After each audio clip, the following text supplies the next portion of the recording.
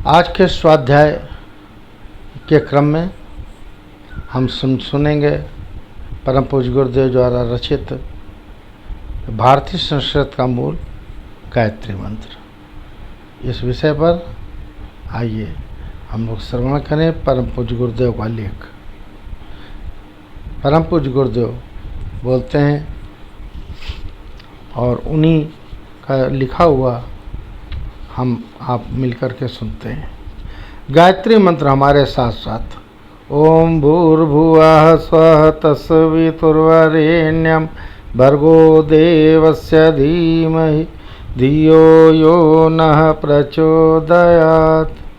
देवियों भाइयों, आपसे मैं ये निवेदन कर रहा था कि इस दुनिया में जो सबसे बड़ा देवता दिखाई पड़ता है उसका नाम माता है। मातृदेवो भव, पितृदेवो भव, आचार्य देवो भव। माता की बराबरी किसी से भी नहीं की जा सकती। वो 9 महीने बच्चे को अपने पेट में रखती है, अपने रक्त से हमारा पालन पोषण अपने पेट में करती है। जन्म लेने के बाद अपने लाल खून को सफ़ेद में दूध में परिवर्तित करके हमें पिला देती है और हमारे शरीर का पोषण करके हमें बड़ा बना देती है। माता का प्यार, दुलार, दूध तथा पोषण जिनको नहीं मिलता वो अपूर्ण होता है। एक और माँ है जिसके बारे में हम नहीं जानते, जो शरीर का नहीं बल्कि आत्मा का पोषण करती है। उसका नाम है कामधेनु। वो स्वर्ग में रहती है, जिसका दूध पीकर देवता दिव्य बन जाते हैं, सुंदर बन जाते हैं, अजर अमर बन जाते हैं, दूसरों की सेवा करने में समर्थ होते हैं, स्वयं तृप्त रहते हैं। सुना है कि कामधेनु स्वर्ग में रहती है।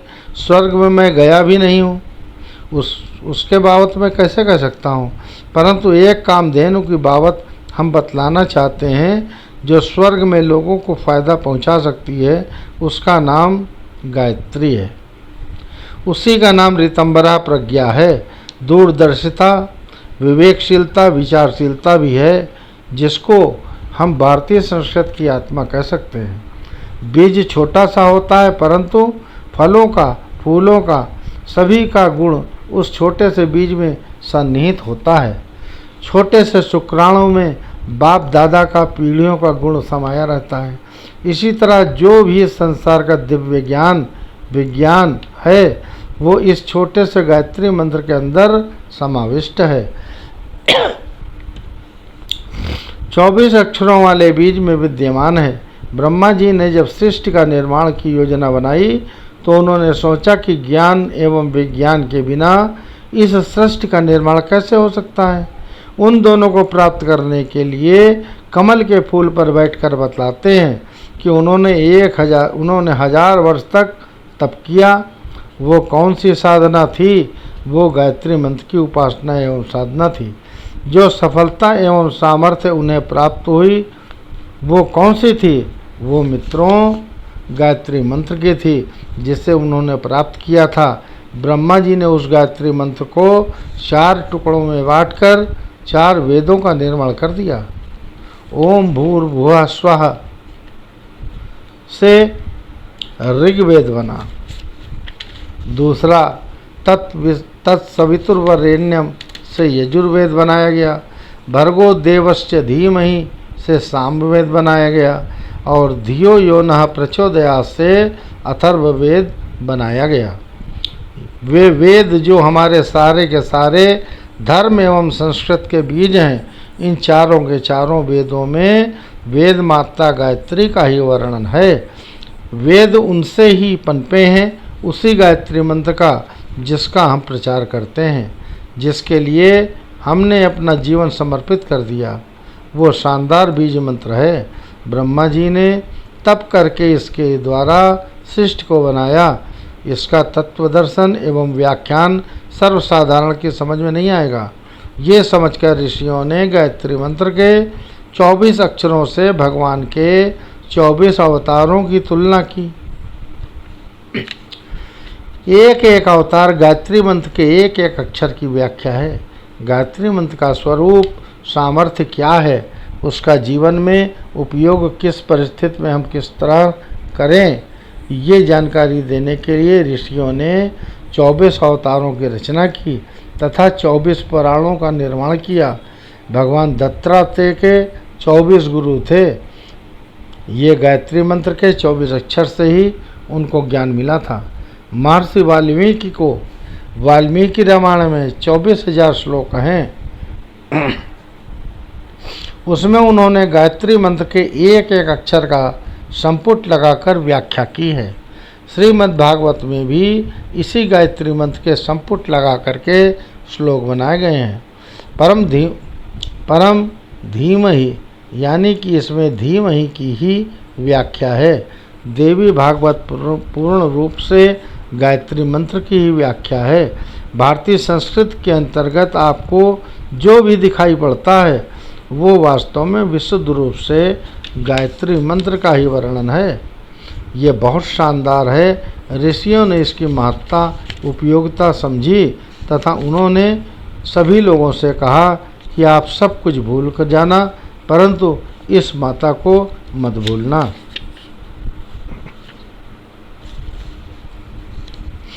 माँ को हम किसी तरह न भूलें। इंसान का एक और शरीर है विचारणा। विचार की भूमिका के रूप में मस्तिष्क के ऊपर शिखा के रूप में अंकुश के रूप में गायत्री मंत्र विद्यमान है। हर इंसान जब अपने सिर पर हाथ फेरता है तो उसे माँ की याद आ जाती है। ये चित्त रूपिणी है, महामाया है। एक अंकुश हाथी के ऊपर होता है, मनुष्य के मन पर विचारणा के ऊपर भी अंकुश होना चाहिए। यह गायत्री माता अंकुश के रूप में सिर के ऊपर विद्यमान है। मनुष्य के ऊपर ऋषियों ने गायत्री के रूप में शिखा की स्थापना करके ये बतलाया कि आप हमेशा विचार करते समय, बोलते समय ये ख्याल रखना कि हमारे ऊपर अंकुश लगा हुआ है। हमें मर्यादाओं का उल्लंघन नहीं करना चाहिए। यज्ञोपवीत हिंदू धर्म का मुख्य संस्कार है। शिखा मस्तिष्क पर तथा कंधे पर जनेऊ, ये दोनों ही गायत्री के प्रतीक हैं। गायत्री को 3 व्याहृतियाँ, जनेऊ की 3 लड़ें हैं, 9 धागे गायत्री मंत्र के 9 शब्द हैं। इसका मतलब है कि सामाजिक कर्तव्यों का पालन करना चाहिए तथा मर्यादा में रहना चाहिए। हर हिंदू के लिए ये 2 चीज़ें अनिवार्य मानी गई हैं। वो क्या है? ये है गायत्री मंत्र। हमें 2 बार संध्या करनी चाहिए। मुसलमान 5 बार नमाज पढ़ते हैं। आप मन मर्जी नहीं कर सकते। आपको इस मंत्र का 2 बार अवश्य जप करना चाहिए। इसे गुरु मंत्र कहा गया है। गुरु मंत्र कैसा? प्रारंभ में जब गुरु किसी बच्चे को शिक्षण करता था तो वो उसकी सादी प्लेट में इसी मंत्र को लिखकर उसके ऊपर बच्चों को हाथ फेरने के लिए कहते थे। साथ ही साथ उसका उच्चारण भी कराया जाता था, इसलिए इसे गुरु मंत्र कहा गया। हिंदुओं का गुरु मंत्र एक है, मुसलमानों का गुरु मंत्र एक है जिसे हम कलमा कहते हैं। ईसाई का गुरु मंत्र एक है जिसे बपतिस्मा कहते हैं। उस अंधकार युग को क्या कहें जिसमें हमने आर्थिक क्षेत्र, राजनीतिक आज़ादी, कला, वैभव सब कुछ खो दिया। इतना ही नहीं, हमने अपने माता की पहचान खो दी। माता की पहचान जिन बच्चों को नहीं होती है तो उन बच्चों को मिट्टी पलीद हो जाती है। कैसे मिट्टी पलीद हो गई? हमारी बहुत ही मिट्टी पलीद हो गई। हमें जिससे आत्मा का परिपोषण, प्यार मिलता था, उस माँ को हम भूल गए। उसे ग्रहण करके हम देव माने कहलाते थे। हम समर्थ, प्रतिभाशाली थे तथा विश्व के सिरमौर थे। हम सुसंस्कृत कहलाते थे और उसे हम सारे विश्व में बांटते थे। अमेरिका से लेकर पेरू तक न जाने कहाँ कहाँ सारे विश्व में बांटते रहते थे। अमेरिका कोलंबस का, नीग्रोस का, आदिवासियों का, इंडियंस का बसाया हुआ नहीं है, बल्कि ये भारतीयों का बसाया हुआ है था। वहाँ सूर्य मंदिर पाया गया है, जिसका अर्थ यह है कि वे गायत्री उपासक थे। वहाँ भारतीय कैलेंडर इतना सुंदर पाया गया है जिसका सुंदर कैलेंडर भारत में भी पाया नहीं जा सकता। ये क्या है? भारतीय सभ्यता। ऐसी संस्कृति थी भारत की जिसका मूल था गायत्री मंत्र। गायत्री माता जिसे हम भूल गए। अंधकार के समय क्या होता है? चोर, उचक्के, उल्लू, सांप, बिच्छू, चमगादड़ चलते हैं। सब कुछ रात के समय होता है। झाड़ियाँ रात में डरावनी बन जाती हैं। रात के समय हम रास्ते पर चलते हैं तो हमें ठोकरें लग जाती हैं। हम 2000 वर्ष तक अंधकार में भटकते रहे तथा हमने माँ को भी त्याग दिया। किसकी बतलाएं कि किसने कहा कि इस माँ को त्यागने के लिए? गायत्री मंत्र जो सूर्य की तरह, धरती और हवा की तरह है, जो सबका है, पहाड़ सबका है, लेकिन हमें लोगों ने बतलाया कि मनुष्यों के 4 वर्ण होते हैं, उनमें से एक वर्ण को ही इसका अधिकार है, अर्थात 3/4 इससे वंचित रह गए। इसके अतिरिक्त ये भी कहा गया कि इसके लिए महिलाओं का अधिकार नहीं है, अर्थात 1/8 भाग ही गायत्री मंत्र है। इसके बाद एक और स्वामी जी आए, उन्होंने कहा गायत्री मंत्र पर ब्रह्मा जी का शाप लगा हुआ है, इसे कलयुग में नहीं जपा जा सकता। एक और पंडित जी आए और उन्होंने कहा विश्वामित्र और वशिष्ठ जी ने शाप दे दिया और गायत्री मंत्र को कीलित कर दिया। हमने पूछा ब्रह्मा जी जिन्होंने 1000 वर्ष तक तप किया, वे कैसे शाप दे सकते हैं? हमने पूछा कि विश्वामित्र वे ऋषि हैं जिन्होंने गायत्री के ऊपर PhD की, वो उसे कैसे शाप दे सकते हैं? एक पंडित जी हमारे पास आए, उन्होंने कहा कि ये गायत्री मंत्र कान में कहने का मंत्र है। हमने कहा कि अच्छी बातें तो खुलेआम बतलाई जाती हैं, अगर चोरी, बेईमानी, लंपटगिरी की बात हो तो कान में कही जाती है। इस तरह अंधकार के युग में ना जाने क्या क्या होता रहा। चालाक बाबा जी अपने अपने नाम के मजहब, पंथ बनाते चले गए। इस प्रकार लोग भ्रमित होते चले गए और इस प्रकार भारतीय संस्कृति का मूल नष्ट हो गया, छिन्न भिन्न हो गया। हर जगह अलगाव की स्थिति, विपन्नता की स्थिति बन गई। आज ईसाइयों में, मुसलमानों में, सिखों में एक रूपता अभी भी है, परंतु टुकड़ों में कर दिया लोगों ने हिंदू समाज को। इतना ही नहीं, तहस नहस कर दिया भारतीय परंपरा को। इस समय सब बिखर गया, परंतु अब अंधकार समाप्त होने जा रहा है, सूर्य उदय होने जा रहा है। सूर्य निकलने के समय चिड़िया चहचहाने लगती हैं, मोर नाचते हैं, कमल का फूल खिलने लगता है, फूलों में खुशी मालूम पड़ती है, हवा ठंडी लगती है, हर आदमी में एक जोश मालूम पड़ता है। रात की नींद खत्म हो जाती है, चोर, बिच्छू, सांप, चमगादड़ सब भाग जाते हैं। हमें विश्वास है कि हम अब हमारे देश का, भाग्य का, संस्कृत का पुनः उदय, सूर्य उदय होने वाला है। गायत्री मंत्र को पुनः घर घर पहुंचाना संभव हो सकेगा। वो जो हमारी रीढ़ की हड्डी थी उसे पुनः जोड़ देने का काम होने वाला है। दिल्ली में एक बार महात्मा गांधी ने जामिया मिलिया यूनिवर्सिटी में आधा घंटे का भाषण दिया। उसमें उन्होंने केवल गायत्री मंत्र पर व्याख्यान दिया। उसके समापन पर सारे मुसलमान गांधी जी पर नाराज हो गए तथा ये कहा कि ये तो हिंदुओं का मंत्र है, यहाँ पर तो आपको और बातें करनी चाहिए थी। गांधी जी ने कहा ये हिंदुओं का नहीं बल्कि विश्वमानव का मंत्र है। ये रितंबरा, प्रज्ञा, दूरदर्शिता, विवेकशीलता का मंत्र है। ये भीतर सोई हुई मानवता को जगाने का मंत्र है। हम भी ऐसा ही मानते हैं।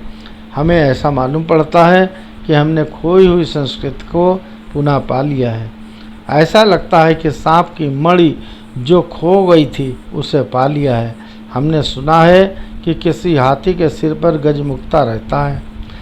जब वो हाथी के सिर पर रहता है तो वो मस्त रहता है, परंतु जैसे ही वो खो जाता है या चला जाता है तो हाथी पागलों की तरह हो जाता है। हाथी की बात, सांप की बात तो मैं नहीं कह सकता, परंतु मनुष्य की, भारतीय संस्कृति की बात कह सकता हूँ, जिसके भीतर कामधेनु जैसी शक्ति थी उसे बुला दिया गया तथा आज सांप और हाथी की तरह से हम मणिहीन व कमज़ोर हो गए तथा दीनहीन हो गए। हम फिर से उस प्रातःकालीन सूर्य को नमस्कार करते हैं जो हमारी चीज़ों को दिखाता है। हमने अपने संस्कृत के स्वरूप को फिर से समझने की कोशिश की है। गायत्री मंत्र एक फिलॉसफी है, इसे हम जीवन जीने की कला कह सकते हैं। यह सोचने का एक तरीका है, जीवन यापन करने की एक पद्धति है, समाज के गठन का तरीका है, विश्व की शांति का एक मूल मंत्र है। अगर हम इसे अपनाकर चलेंगे तो हम अच्छी दुनिया की कल्पना कर सकते हैं। अच्छी दुनिया फिर हमें देखने को मिल सकती है, जैसा कि प्राचीन काल में देखने को मिलता था। गायत्री एक दिव्य ज्ञान है, इसे देव माता कहते हैं। इसकी उपासना से मनुष्य देवता बन जाता है। इसको विश्व माता भी कहते हैं। मित्रों, ये हम गायत्री के फिलॉसफी की व्याख्या कर रहे हैं, जिसे आपको जानना चाहिए। अगर इसे हम समझ गए तो उस रास्ते पर हम चलने का प्रयास कर सके तो हमारा जीवन धन्य हो सकता है। मित्रों, एक और चीज़ हम आपको बतलाना चाहते हैं, जो गायत्री की फिलॉसफी नहीं है, वो गायत्री का साइंस है। हमारे भीतर एक ऐसी शक्ति भरी पड़ी है, अगर उसे हम जगा सकें तो सारी महत्वपूर्ण चीज़ों को हम प्राप्त कर सकते हैं। अगर एक को भी जगाया जा सके तो साधारण इंसान भी देवता बन सकते हैं। इंसान ही देवता भगवान होते रहते हैं। भगवान श्री कृष्ण, भगवान रामचंद्र जी इंसान के रूप में पैदा हुए एवं भगवान बन गए। इंसान उसे कहते हैं जो जन्म लेता है तथा मरता है। श्री रामचंद्र जी रामनवमी को जन्म लिए थे तथा मारे गए। श्री कृष्ण भगवान जन्माष्टमी को जन्म लिए और फिर मारे हुए गए। ये इंसान से देवता और भगवान बने। आप भी बन सकते हैं, अगर अपनी सोई हुई शक्ति को आप जगा लें।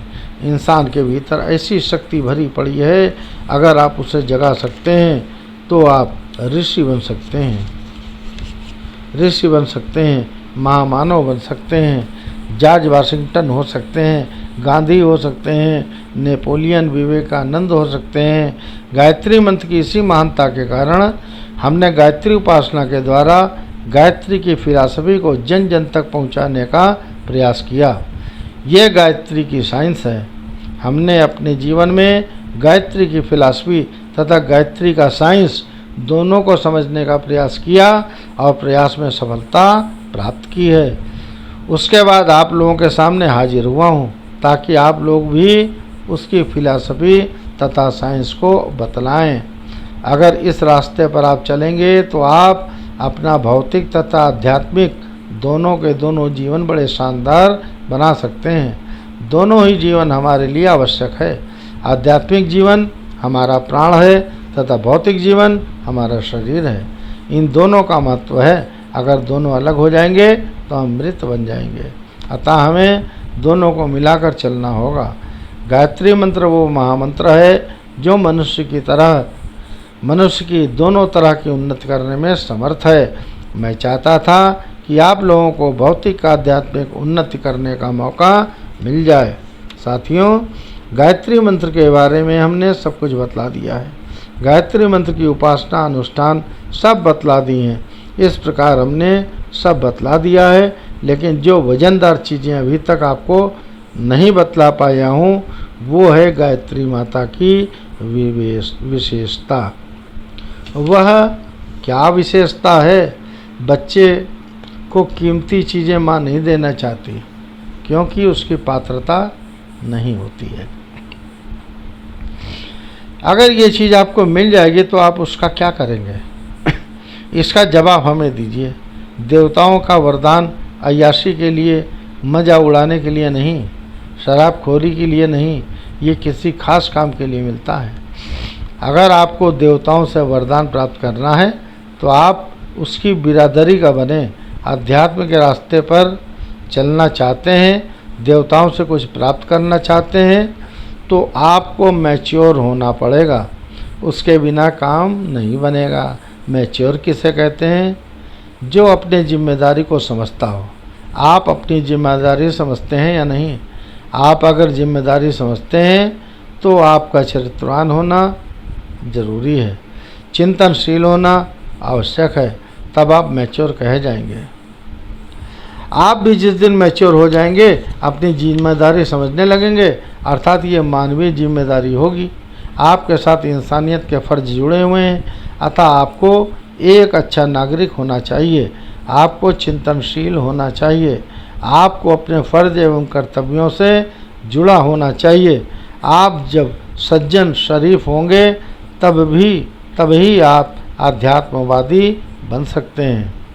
नाबालिग वे हैं जो सिनेमा देखते हैं और शराब पीते हैं तथा अनाप शनाप पैसे इधर उधर लगाते रहते हैं। मैच्योर वे हैं जो अपनी जिम्मेदारी समझते हैं तथा फिजूल खर्ची नहीं करते हैं।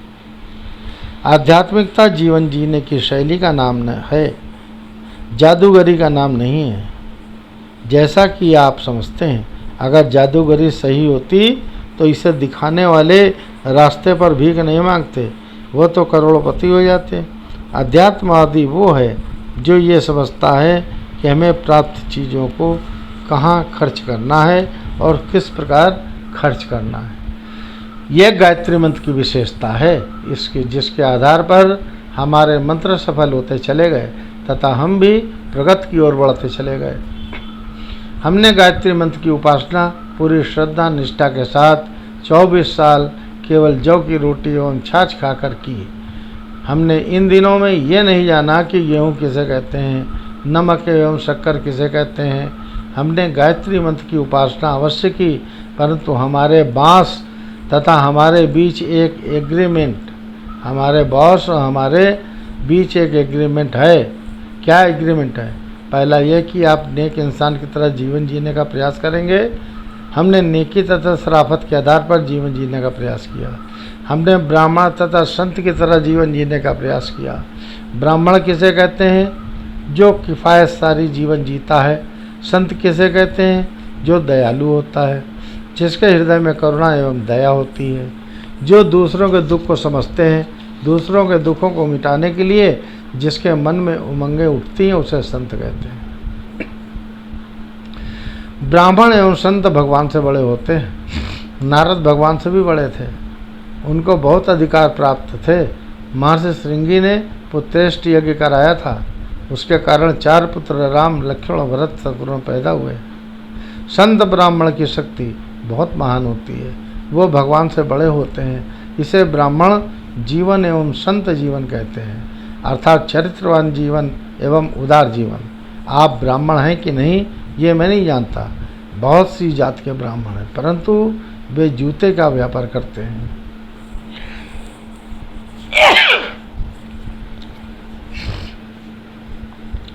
हम किसी को जाति से ब्राह्मण नहीं मानते। आपका कर्म रहन सहन ब्राह्मण का है या नहीं, ये मैं नहीं जानता हूँ, ये मैं जानना चाहता हूँ। व्यक्ति वंश वेश या ब्राह्मण एवं संत नहीं हो जाता। अगर आपका जीवन उदार है, दूसरे के दुख को देखकर आपका मन द्रवित होता है, तो आप ब्राह्मण एवं संत हैं। गायत्री मंत्र की उपासना बीज लगाने के बराबर है।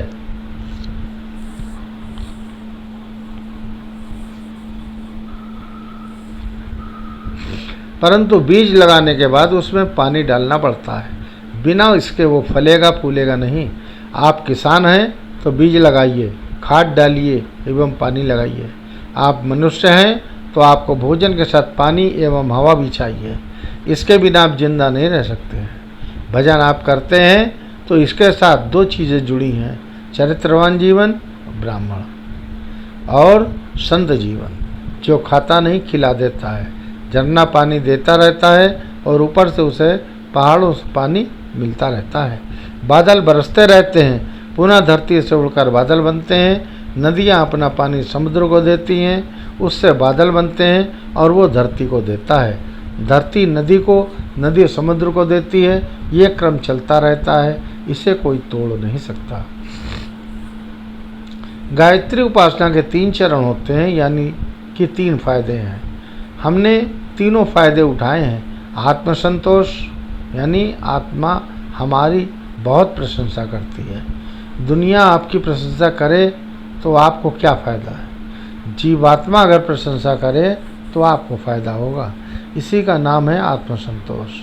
आत्मा अगर ये कहती है कि आप बहुत सुंदर हैं, सुंदर काम कर रहे हैं, तो ये प्रसन्नता की बात होगी। हमारे से ज़्यादा खुश इस दुनिया में शायद ही कोई मिलेगा। हमारे देवता हमारे चेहरे पर छाए रहते हैं। मनहूस वो आदमी हैं जो जलते रहते हैं तथा जलाते रहते हैं। भूत वो होते हैं जो जलती हुई ज़िंदगी, जलाती हुई ज़िंदगी जीते हैं। उल्टे काम करती हुई ज़िंदगी, हैरान होती ज़िंदगी जो जीते हैं, वो बेकार के आदमी होते हैं। आपको खुशी की ज़िंदगी, मस्ती की ज़िंदगी जीना चाहिए। हम चाहते हैं कि आप वेद माता का दूध पिएं तथा हंसती हैं साथियों ज़िंदगी, मस्ती की ज़िंदगी, प्रकाशवान ज़िंदगी जिएं।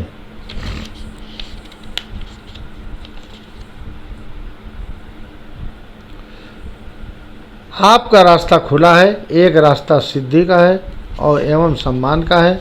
अगर आपने सेवा करते हुए सम्मान पाया है तो आपको सहयोग भी मिलेगा।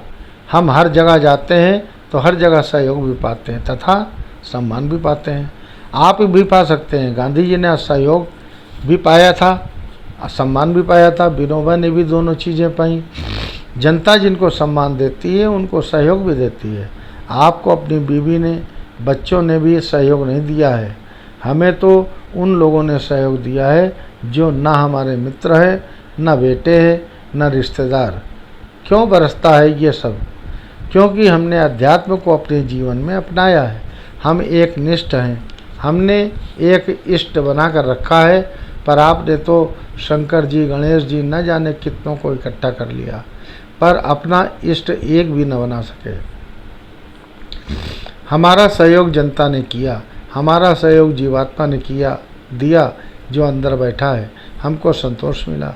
देवताओं ने हमें अनुग्रह दिया, हमने 1 किलो कमाया तो वो देवताओं का अनुग्रह है। हमारे बॉस, हमारे गुरु, हमारे भगवान ने दिया है। हमने कितने लोगों की आंखों के आंसुओं को पोंछा है, मालूम है उसमें कितना तप खर्च होता है। ये हमें हमारे बॉस भगवान से, बैंक से मिलता है एवं हम खर्च करते रहते हैं। हमारा भगवान हमारे साथ पायलट की तरह से चलता है। हमारा भगवान हमारे साथ बॉडीगार्ड की तरह चलता है। हमारा भगवान हमारा रथ चलाता है। हमारा भगवान बहुत अनुग्रह करता है, कृपा देता है। हमारा भगवान हमारे हाथ पैर के रूप में चलता है। हम बहुत हिम्मत एवं साहस के साथ चलते हैं, मस्ती के साथ चलते हैं। आप भी चल सकते हैं। गायत्री माता आपको भी ऐसे रास्ते दिखाती रहेगी। हम जिस रास्ते पर चले हैं वो बहुत शानदार एवं सुंदर है। भगवान करे आप भी उस रास्ते पर चलें। भारतीय संस्कृति के अंतर्गत एक ही उपासना है और वो है गायत्री मंत्र की, जिसकी उपासना हमारे पूर्वजों ने, ऋषियों ने की थी। उसे हमने फिर से प्रारंभ किया है। हमने जगह जगह शक्तिपीठों और प्रज्ञापीठों के माध्यम से इसी मंत्र को जन जन तक पहुंचाने का प्रयास किया है। हमें 2-4 वर्ष और जीना है। इस बीच हम जन जन तक इस मंत्र को पहुंचा देना चाहते हैं। एक शब्द में अगर आप ये जानना चाहें कि भारतीय संस्कृति क्या हो सकती है तो मैं गायत्री मंत्र का नाम लूँगा। आप गायत्री मंत्र को समझ लीजिए तो फिर आप भारतीय संस्कृति के सारे आधार समझ जाएंगे, ज्ञान को भी समझ जाएंगे और विज्ञान को भी समझ जाएंगे। ऐसी है गायत्री, जिसको हम और आप अपने जीवन में धारण करने की कोशिश करते हैं, जिसकी हम उपासना करते हैं, जिसका हम ब्रह्म विद्या के रूप में तत्व ज्ञान जानने की कोशिश करते हैं। गायत्री के 2 अर्थ है। आप तो एक ही अर्थ समझ पाते हैं, तो क्या समझ पाते हैं? आपको तो मात्र प्रयोग मालूम है, गायत्री की प्रैक्टिस ही मालूम है। गायत्री का जप कैसे किया जाता है, ये क्या है, ये प्रैक्टिस कैसी है, ध्यान कैसे किया जा सकता है, ये प्रैक्टिस कैसी है। बेटे, प्रैक्टिस अपने आप में पूर्ण नहीं है, ये उत्तरार्ध है। तो पूर्वार्ध क्या है? पूर्वार्ध है फिलॉसफी यानी तत्व ज्ञान। पहला अंश तत्व ज्ञान का है। गायत्री एक फिलॉसफी है। फिलॉसफी से क्या मतलब? ऋतंभरा, प्रज्ञा। ऋतंभरा से क्या मतलब है? ब्रह्म विद्या। ब्रह्म विद्या से क्या मतलब है? ब्रह्म विद्या से मतलब यह है कि जो कुछ भी मानव जीवन की श्रेष्ठता और गरिमा से संबंधित है वह सारे का सारा भारतीय तत्व ज्ञान में आ जाता है। गायत्री का पहला वाला अंश वो है जिसको आप समझने की कोशिश भी नहीं करते, केवल प्रैक्टिस करते हैं और जानना चाहते हैं। थ्योरी जानना चाहते हैं, जप करना जानते हैं, पूर्ण करना जानना चाहते हैं, ध्यान करना जानना चाहते हैं, ये भी ठीक है, मैं मना नहीं करता। पर थ्योरी और प्रैक्टिस दोनों जुड़ी हुई हैं। नहीं, हम तो प्रैक्टिस ही करेंगे। थ्योरी से क्या फ़ायदा? ऑपरेशन करेंगे हम तो उसकी एनाटॉमी, फिजियोलॉजी सीखने से क्या फ़ायदा? भाई साहब, पहले उसकी एनाटॉमी, फिजियोलॉजी सीखिए। नहीं साहब, ये तो बेकार का टाइम हम नहीं गंवाएंगे। आप तो ऑपरेशन करना सिखा दीजिए।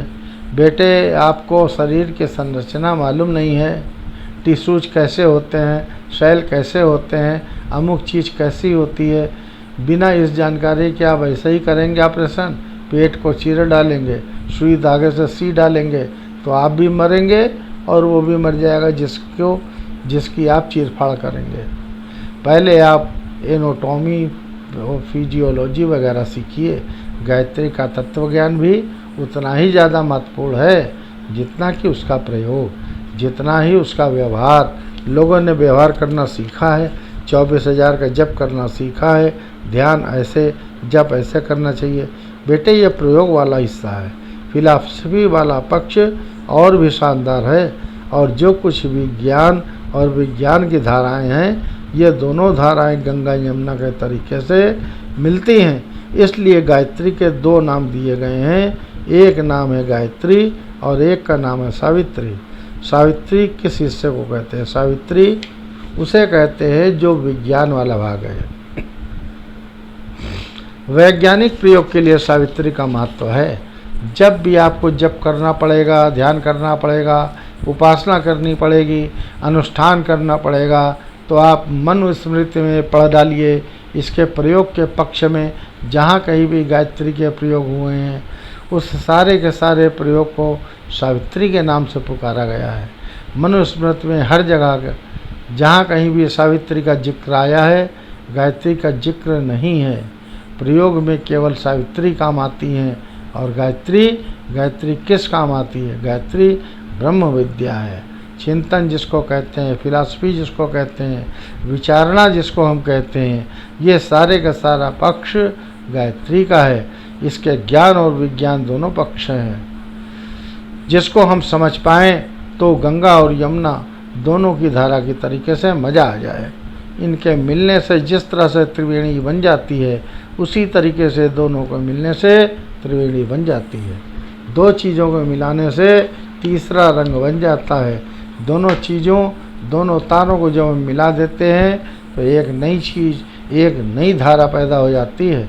तत्व ज्ञान और उसका प्रयोग, दोनों का उपयोग अगर हम करेंगे तो गायत्री की जो महत्ता और गरिमा है उसका हम लाभ उठा पाएंगे। तत्व ज्ञान को नहीं समझेंगे, केवल प्रयोग करते रहेंगे, तो परिणाम यह रहेगा कि जो लाभ होना चाहिए वो काफ़ी नहीं होगा। इसकी फिलॉसफी को समझते हैं, आप विचारणा करते रहेंगे, आप इन चीज़ों को समझते रहेंगे, लेकिन उसको जीवन में प्रयोग ना कर सकेंगे तो भी थोड़ा ही मुनाफा मिल पाएगा। मित्रों, थ्योरी भी अधूरी है और प्रैक्टिस भी अधूरी है। इसको जब हम मिला देते हैं तो दोनों को तो बात पूरी हो जाती है। दवा भी अधूरी है और उसका परहेज भी अधूरा है। परहेज हम करेंगे नहीं, नहाएंगे नहीं, कुल्ला नहीं करेंगे, हकीम जी ने दवाई दी है और पर दवा नहीं खाएंगे तो भी गलत, और दवा खाएंगे तो भी गलत, लेकिन परहेज नहीं करेंगे तो भी गलत है। दोनों चीज़ों को समन्वय हो जाने से बीमारी से उद्धार मिलता है।